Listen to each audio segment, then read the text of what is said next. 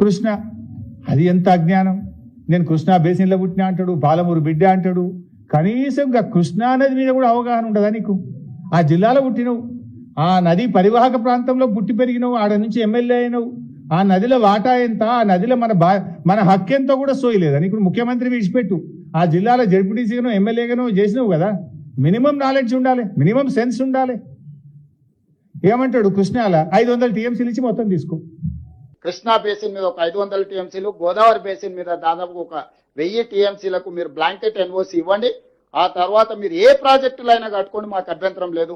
ఆ తర్వాత మీరు ఏ ప్రాజెక్టులైనా కట్టుకోండి, మాకు అభ్యంతరం లేదు. ఉరిదీయాలి నన్ను. ఈయన చేసిన ద్రోహానికి నేను ఉరిదీసినా తప్పులేదు. ఇంత ద్రోహమా? ఒక ముఖ్యమంత్రిగా ఉండి ఇంత బాధ్యత రహితంగా మాట్లాడొచ్చునా? ఉరిదీసినా తప్పులేదు. ఇది ఎందుకంటే కొన్ని లక్షల వేల కోట్ల ప్రజల జీవితాలతో ఆడుకుంటున్నావు నువ్వు ఇవాళ మిస్టర్ రేవంత్ రెడ్డి. దీన్ని చంద్రబాబు ఒక్కడా ఈజీగా ఒప్పుకుంటాడు. కేసీఆర్ ఏమో నాకు ఇప్పుడు ఉన్న 968 కాక ఇంకా 1950 కావాలని కేసీఆర్ కొట్లాడి అన్నాడు. ఈయనేమో 1000 చాలంటాడు.